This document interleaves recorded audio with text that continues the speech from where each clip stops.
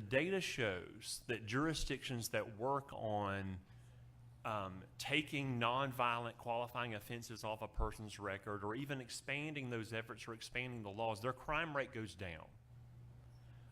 To put it short, what they found is that nothing stops a bullet like a job.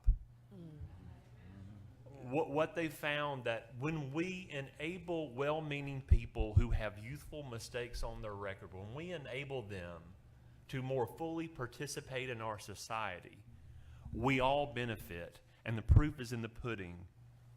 The proof is in the crime rate. The proof is in our productivity. And so I look at this effort of lessening the impact, of lessening the harm, right?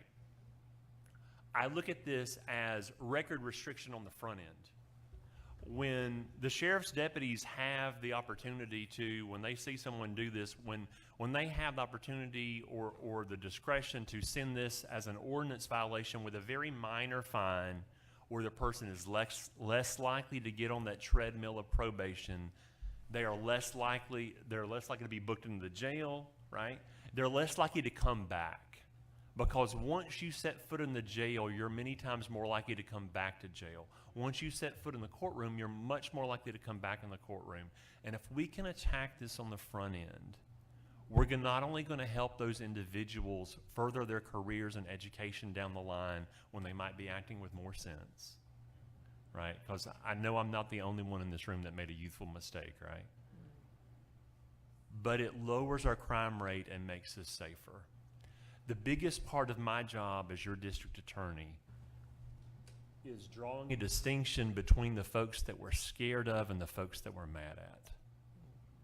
Those folks that we're scared of, who threaten the safety of our families and our communities, we need to bring them to justice and get them off the street so that we're not in danger. But those folks that we're merely mad at, who've made mistakes, we need to help them not make mistakes anymore. So that's why I support this measure.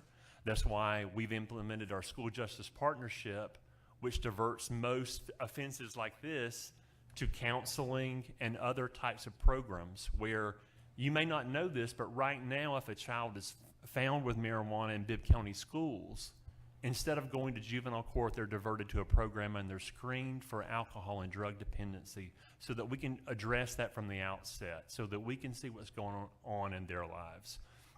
So I see this as a part of a multi-prong effort we've had in this jurisdiction to not only make us safer, but make us happier and healthier.